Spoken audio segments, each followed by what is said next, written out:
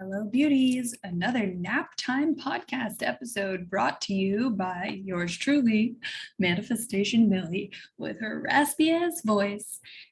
I'm just getting over a cold. So, hello. I hope you're doing really well today. And I wanted to talk to you today about luxury shame. Okay, because this is something that comes up when you start to get into the world of manifestation, when you start to get into the world of living from a place of desire.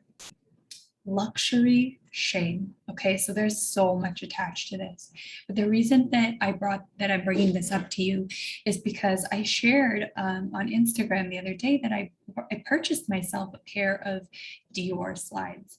Now this is the second ever luxury purchase that I've made for myself, and on that post, I had a couple of comments. Now, they were not mean-spirited comments in any way, shape, or form, and nor did I find that these comments were shaming. However, it just brought up this idea of luxury shame in me because what the comments said were suggesting that there needs to be a shift when discussing manifestation, a shift into things other than material manifestations, as well as sharing this idea and encouraging this idea of radical generosity, which I never actually heard it phrased that way before, but I really liked it. And also a few weeks ago on Facebook, I saw somebody had posted this post that said something along the lines of designer handbags, like a $10,000 purse, and world hunger should not exist in the same world. And I absolutely agree with that.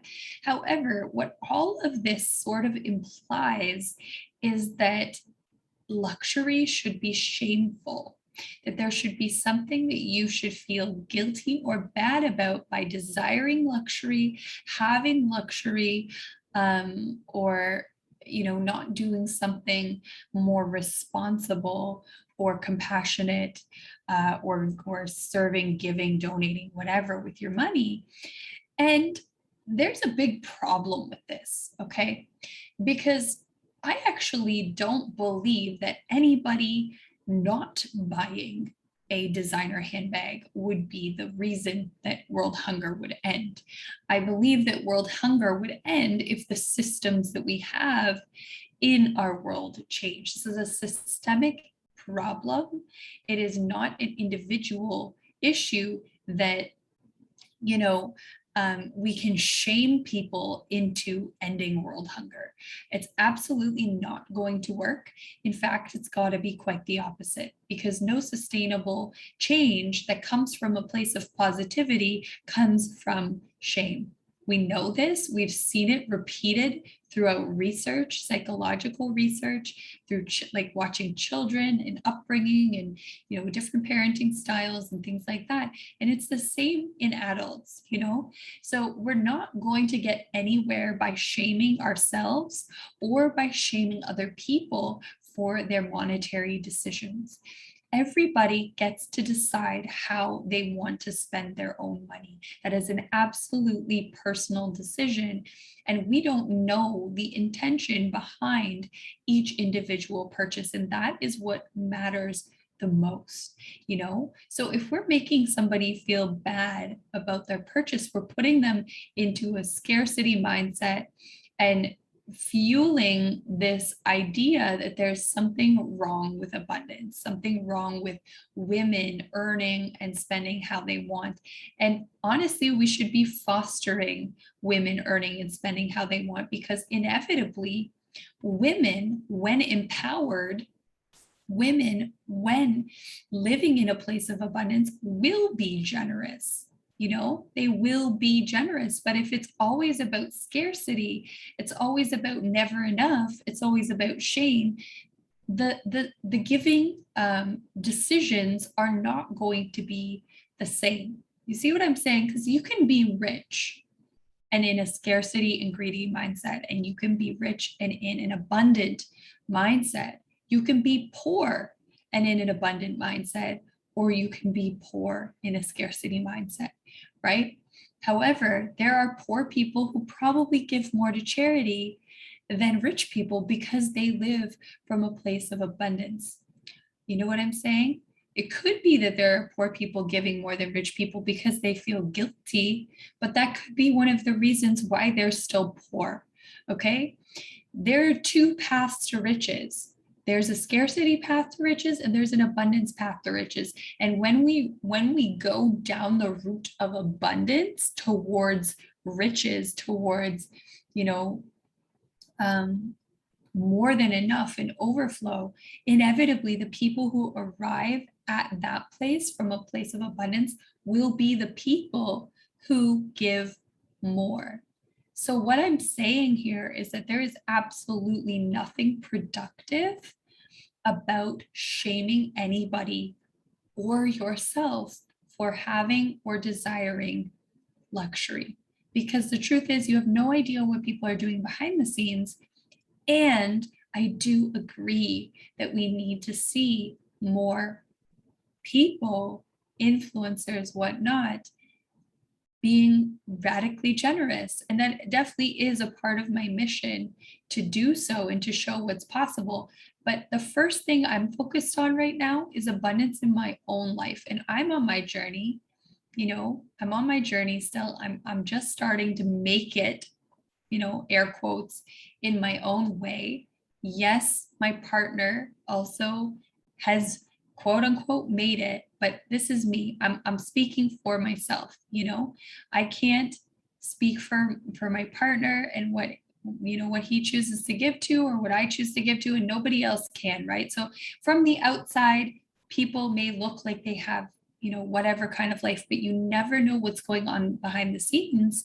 You really don't know what anybody's situation looks like behind the scenes. That's the point I'm making here. So for myself, I know what my goals are, and I know that women in general are the type that when they are empowered and when they feel abundant, they will do incredible things with money. So what I'm saying is, if a woman wants to reward herself or use a purse or a you know, a pair of shoes along her journey to keep her inspired for something, because that's something that lights her up, I say encourage her, congratulate her, celebrate with her, lift her up, be excited about it. You know, it's not all about that, but again, it comes back to the intention, right? She knows in her mind and in her heart and in her body if she's making that purchase out of a place of abundance or a place of scarcity, right? So I know for me, when I bought those Dior slides, it was a place of celebration and abundance and overflow, because it was the first time in a month that I had made more than enough money to feel like I could do that, you know? And this is not something that I want to do every single month. And when I talk about this in my teachings, I talk about chocolate cake. I talk about how the first couple of bites of chocolate cake will taste really, really good, right? But the rest, they're usually not as gratifying, right? So when you want to make like luxury purchases, for example, the first couple are probably going to be really exciting. And then it kind of, you have to be honest with yourself. Am I continuing to make these luxury purchases because I'm trying to fill a need, or am I still genuinely as excited about it? Same with the chocolate cake, right? Like you take your first couple of bites and you're just in bliss, you're in chocolate heaven. And then as you continue to eat, you're kind of just doing it because it's there. And you feel like you have this idea of what you're trying to recreate those first couple of bites, right? So a lot of this really comes down to self-trust. It comes down to trusting that you'll know when enough is enough with certain desires, and you can be honest with yourself. It's about awareness, it's about mindfulness, knowing when enough is enough with buying, with purchasing material items.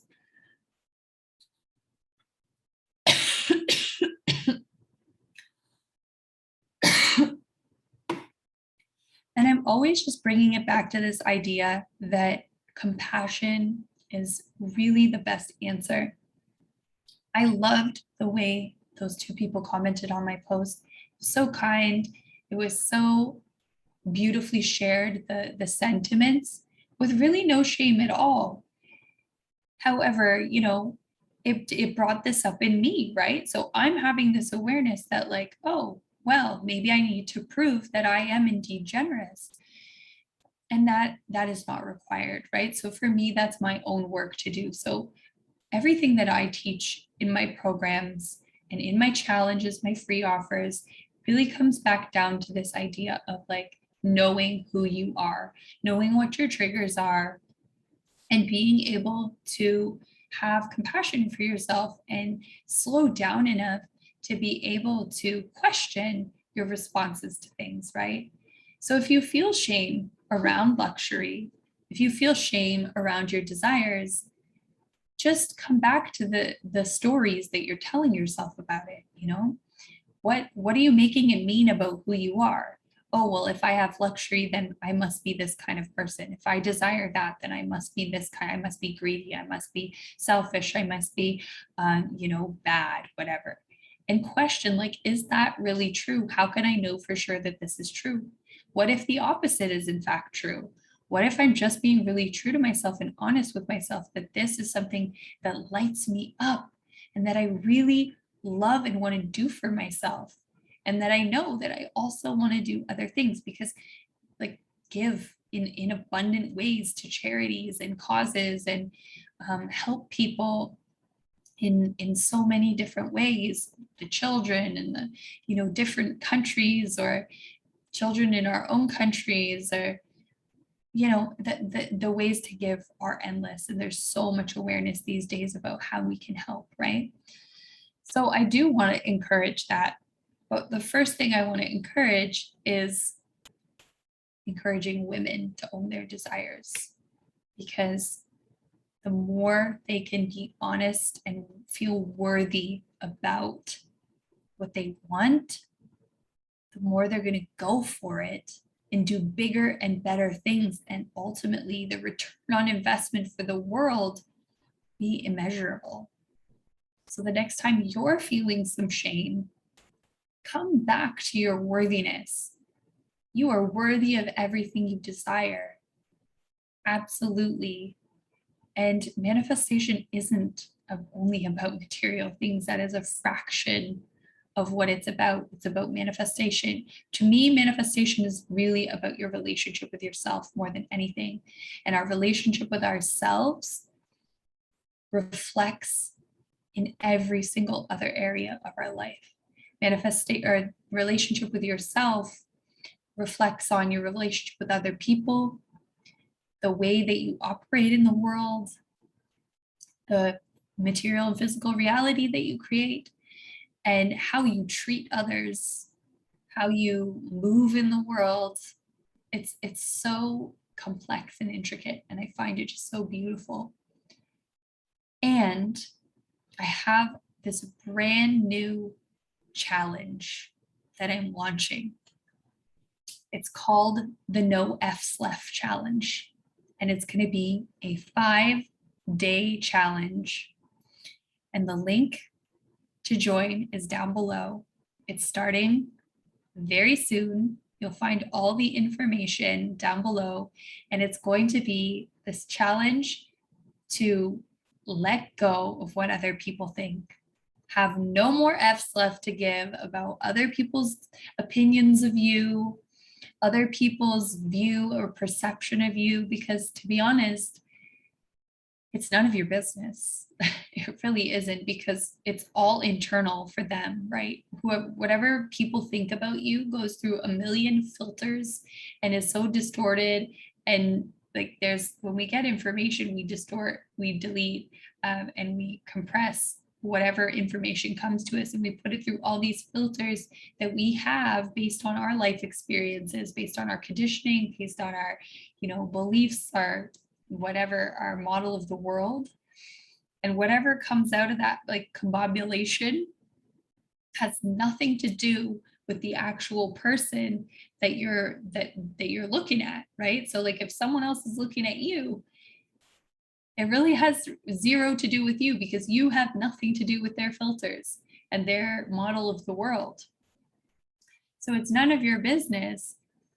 And also, it's like you have to free yourself from this idea that other people's opinions should really have any kind of influence on your decisions, because you are worthy of what you want, and the only person holding you back is you, and the only person that can help you go ahead is you. So really, ultimately, this challenge is about sinking into your worthiness and knowing that no matter what, you get to be you, and that you can do so unapologetically while still being an incredible human. This is not about being an asshole. Just because you have no F's left to give doesn't mean that you're not the most kind and compassionate person, because the most boundaried people, most well-boundaried people are, in fact, some of the most wholehearted people. And this is the philosophy that I teach from. So if you want to join us, it's a free challenge. It's 5 days. There's going to be some incredible energy inside, some incredible homework inside.